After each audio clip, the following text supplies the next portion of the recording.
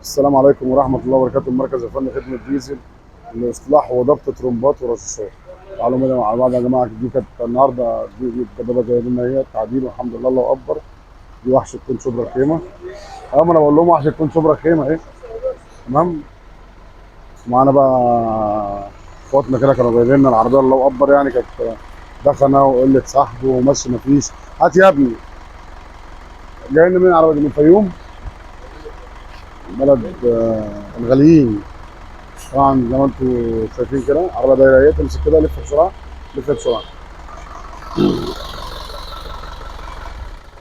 العربيه دي طبعا يا جماعه جايه لنا من الفيوم، حلينا الترومه والرشاش بتوعها، غيرنا فواني وظبطنا الترومه، ما عمرناش اكتر من ظبطناها وتم اصلاح والوش والكلام دوت. تمام. فالحمد لله. طبعا انتوا عارفين بعد ما نخلص شغل بنسلم الزبون على كوبايه الماء، عشان طبعا لو في رعشه فيها هزه طبعا هو انا مش هتكلم، شباب اللي هيتكلم اهو. لما انت كنت جاي عربيه عامله ازاي؟ عربية ضخمة وقلة سحب ومفيش مشي، وصوتها؟ وصوتها فيه رعشة كده. ودلوقتي؟ بسم الله ما شاء الله. الله اكبر. الله ينور عليك يا احنا في باشمهندس. القاهره طبعا يا جماعه. ايواننا نزله بصوص طريق جديد القاهره. دور يا صاحبي كده.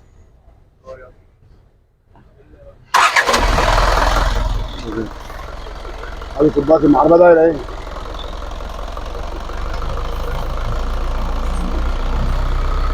لو في هزه ولا في رعشه العربيه كوبايه موقعه، الميه تقع.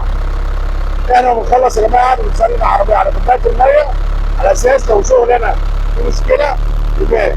لو انت شغل العربيه اهو، وادي صوت العربيه اهو. لو في بقى رعشه، في هزه، في اي حاجه، وانا بزود واحده واحده كده، يبقى ايه اول مشكلتك في العربيات دي؟ هي ربع الدوس. بعد كده هتزود ولا لو ادي العربيه ده ايه؟ الميه اهي زي ما انتم شايفين. ادي صوت المكنه اهو، ولا ناره ولا رعشه ولا لا. حرك حرك حرك.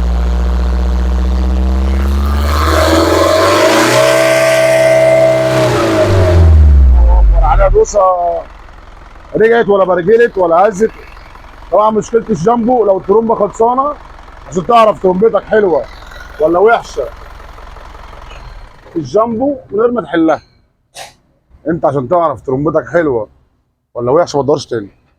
ممكن تبقى الجامبو خلصانه وتدور معاك ملبع. تمام. انت بقى عشان تعرف العربيه ترومبه بايظه ولا مش بايظه من غير ما تحلها، كلمنا على الخاص وانا اقول لك تعرف ازاي. احلى مسا عليكم. ديزل مصر.